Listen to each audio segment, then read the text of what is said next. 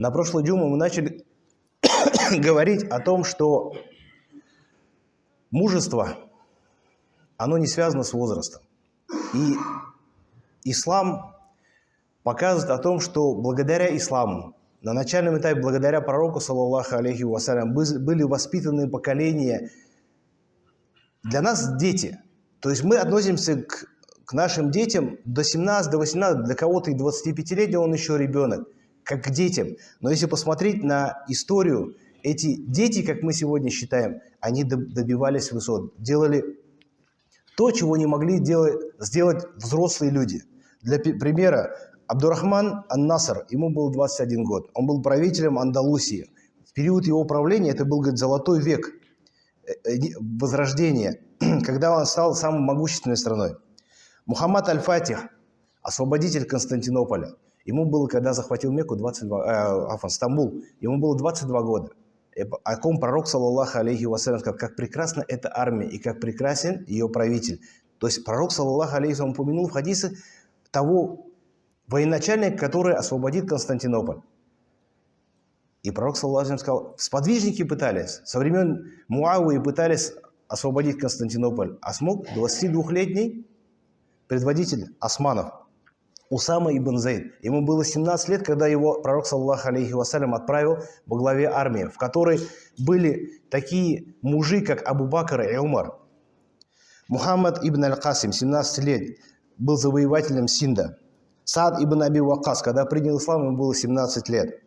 Аль-Аркам бин Аль-Аркам, ему было 16 лет, когда он принял ислам. И в течение 13 лет его дом был центром дахвата. Пророк, саллаллаху алейхи вассалям, собирался у него дома, и это был вот ячейка, дом распространения ислама. Ему было тогда 16 лет.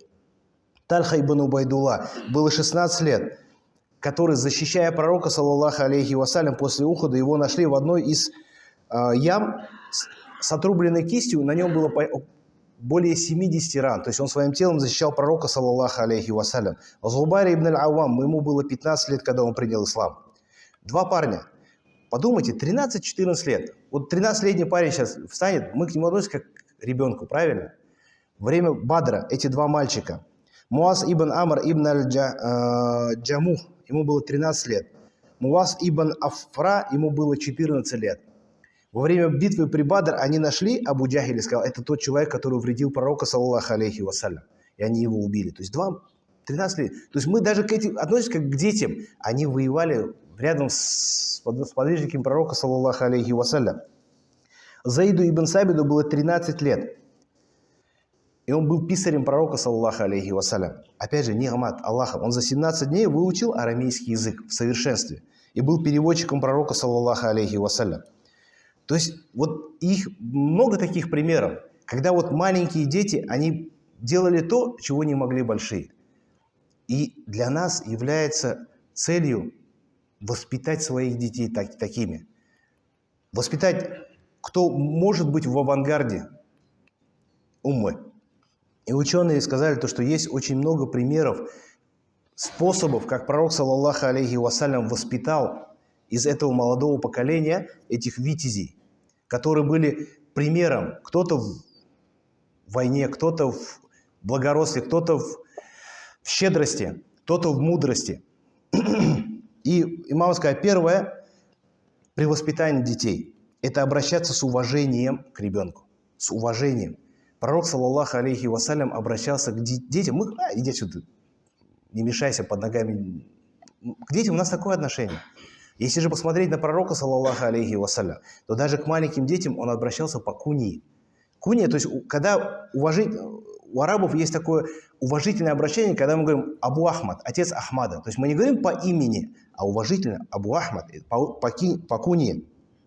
И пророк, саллаллаху алейхи вассалям, к маленькому ребенку, который играл с птичкой, Анас ибн Малик, говорил то, что пророк, саллаллаху алейхи вассалям, был представитель красивого нрава. И он пришел к этому мальчику и говорил, эй, Абу Умейр, то есть отец Умейра, чем занимается Нуайр, чем занимается птичка? То есть он обратился к маленькому ребенку, отец Умейра. В другом риваяте приводится, когда к маленькой девочке подошел и сказал, о, Халид. То есть она была вообще на руках, ей было пару лет. То есть уже в обращении к ребенку, как к взрослому, чтобы он почувствовал себя взрослым. То есть не было, что я еще маленький, вот меня все пинают, я пока Нет, уже с детства к нему обращаться, чтобы человек чувствовал уважение, доверие. Также имамы сказали то, что ребенку следует давать возможность участвовать в собраниях. То есть не так, что ты еще маленький, давай здесь не сиди, идите поиграйте. Нет, приводить рядом. И сподвижники пророка, саллаллаху алейхи вассалям, приводили своих детей, когда садились с пророком, саллаллаху алейхи вассалям.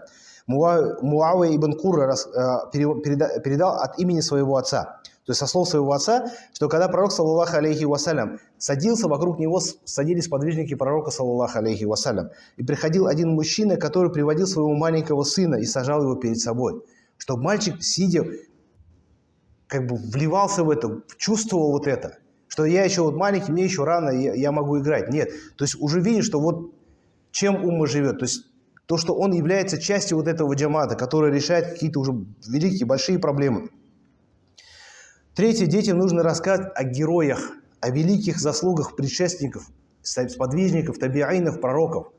Чтобы у наших детей ценности были не такие, что какие-то супергерои, там, Супермен, Бэтмен или кто-то, а наши сподвижники пророка, саллаллаху, которые были реальными людьми, которые в реальности показали, являются примером. На сегодняшний день эти наши сподвижники являются примером для немусульман. Немусульмане приводят цитаты Умара ибн аль-Хаттаба, имама Шафии. Смотришь светские книга афоризмов и приводят слова имам Шафии или Умара ибн аль-Хаттаба. Мы должны приобщать наших детей, чтобы для наших детей ценности были именно кто пример для подражания. Сподвижники пророка, саллаллаху алейхи вассалям, пророки, табиины, у нас есть что предложить нашим детям.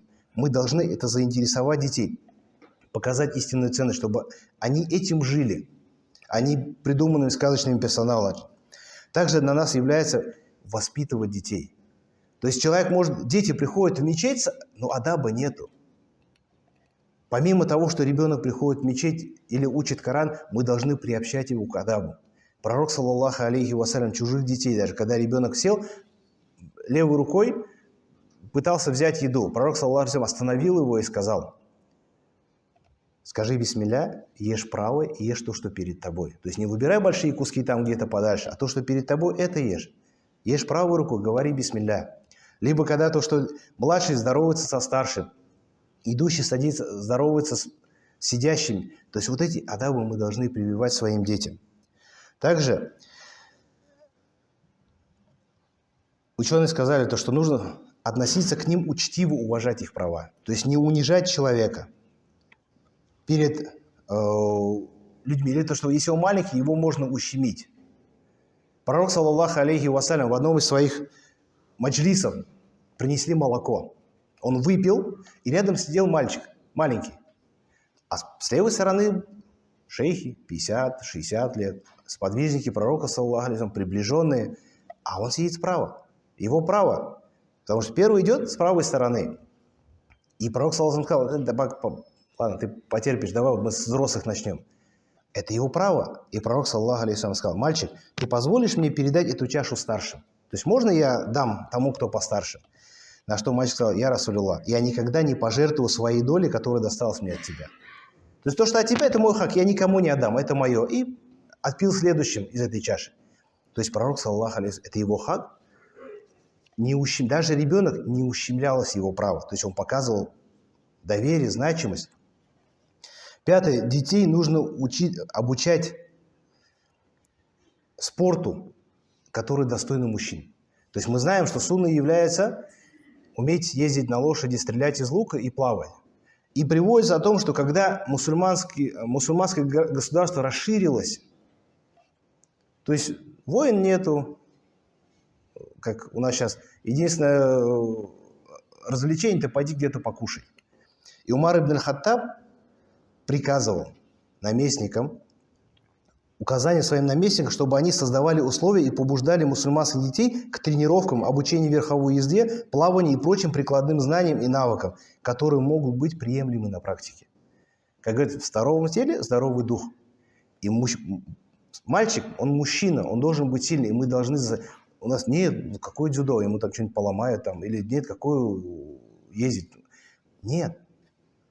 Мы должны его приобщать, чтобы, как кто-то говорит, да, то есть, чтобы становился сильным. И это сунна пророка, саллаллаху алейхи вассалям, которую в большинстве из нас мы пренебрегаем. Шестое. Необходимо устранять все причины, ведущие к смешиванию в детях характерных особенностей разных полов. То есть мы должны воспитывать мальчика как мужчину, а девочку как мать. То есть не обобщать их, что вы одинаковые. Он парень, он мужчина, он заместитель отца. Отца нет, он защищает, он охраняет, он пропитывает. Он должен, ребенок, расти с этим, понимать осознанность этого. Девочка, она мать. Она воспитывает, на ней воспитание, то есть она воспитывает поколение. То есть девочка с детства уже должна это в себя впитывать. И если обратить внимание на того же Мухаммада Фатиха, на Салахаддина Аюба, их с детства обучали к этому. Приводится о том, что Мухаммад аль-Фатиха мать утром будила перед рассветом, выводила на берег и показывала на Константинополь и говорила: «О, Мухаммад, ты тот, кто разобьет эти ворота». То есть ребенок рос с идеей, что он будет тот, кто освободит этот город. А мы чему учим своих детей? Вот если ты будешь слушать, ты будешь богатым. Для него цель быть богатым или быть полезным для этой уммы? Вина же в нас. Мы его воспитываем быть богатым, мы его воспитываем иметь хорошую машину, мы его воспитываем иметь хорошую работу. А дальше? Салахаддин Аюб играл с детьми. Маленький ребенок имеет право играть. Он играл с детьми. Подошел отец, отвел его, поднял его вот так и сказал: «Я женился на твоей матери и породил тебя не для того, чтобы ты здесь с детьми игрался. Я породил тебя для того, чтобы ты стал освободителем Иерусалима».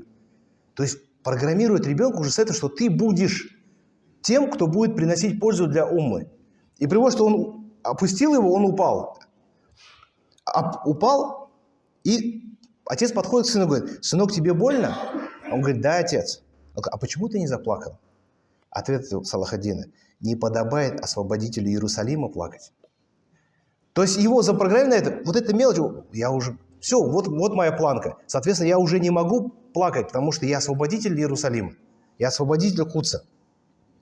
Поэтому Умар ибн Хаттаб говорил: приучайтесь к суровой жизни, потому что благодать не бывает постоянной. Даже вот в сегодняшней ситуации видим, что относительно хорошие, комфортные условия, они могут поменяться. Не будет ни воды, ни электричества, если мы не готовы к этому.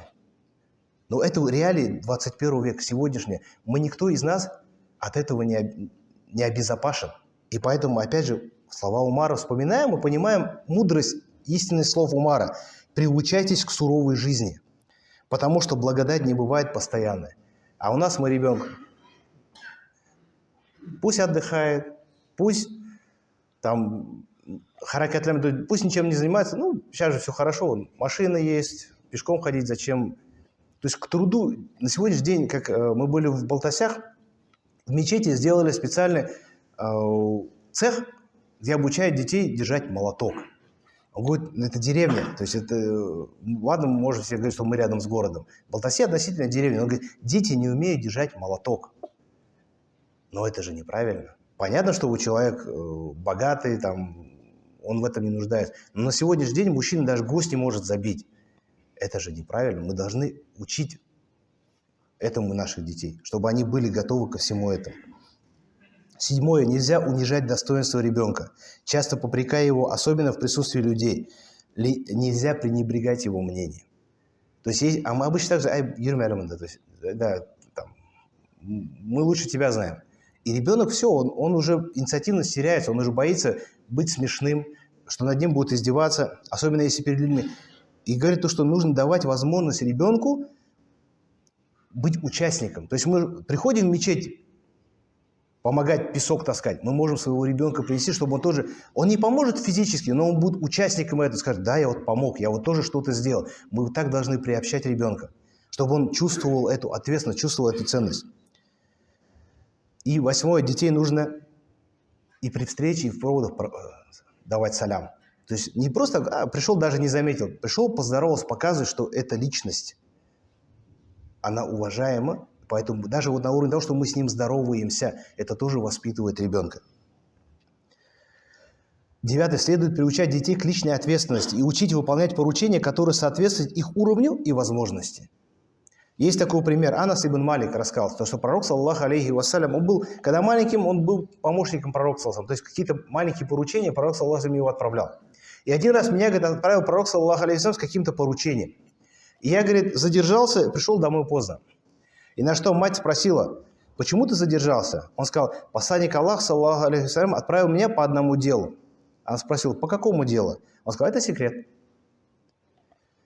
Это секрет. То есть она женщина. Как любой женщине, ей интересно, а что там за секреты, правильно? То есть наши сестры, жены спросили, так, а что за секрет? Да, я же хочу узнать, что-то там, о чем они говорили, да? Ответ матери Анаса. Сказал, никогда никому не рассказывай секретов посланника Аллаха, саллаллаху алейхи вассалям. То есть это поручение было дано, и мать воспитывает этого ребенка. Никому не рассказывает. То есть ей тоже, может быть, было интересно, но если он по секрету рассказал маме, дальше расскажет всем остальным. Не рассказывай. То есть давать ребенку, в зависимости от его уровня, поручения, чтобы он чувствовал эту ответственность. Опять же, возвращаясь к тому, чтобы воспитать детей должным образом, мы сами должны быть соответствовать этому. В конце хотел привести слова имама Ахмада. Имам Ахмад, известный ученый, имам хамбалийского мазхаба, говорил, моя мама помогла мне выучить Коран наизусть, когда мне было 10 лет. То есть благодаря маме он выучил Коран в 10 лет. Она будила меня до начала молитвы фаджр и грела воду, чтобы я мог совершить омовение в холодные ночи Багдада. То есть мать становилась раньше. Ребенок, знаешь, сказал, эй, поспи пока, ты что, холодно, куда еще уйти? Она вставала раньше, грела воду, будила сына, помогала ему брать тахарат. Она одевала меня, а затем, прикрываясь своим хиджабом, и сопровождала меня в мечеть из-за удаленности нашего дома от мечети в темное время. То есть мать будила ребенка, ему сколько, 10 лет, грела воду, он взял тахарат, и она провожала его на утренний намаз в мечеть, сама тоже ходила. Такая была мать, такой стал сын. Поэтому, если мы хотим воспитать своих детей, мы должны начать с себя.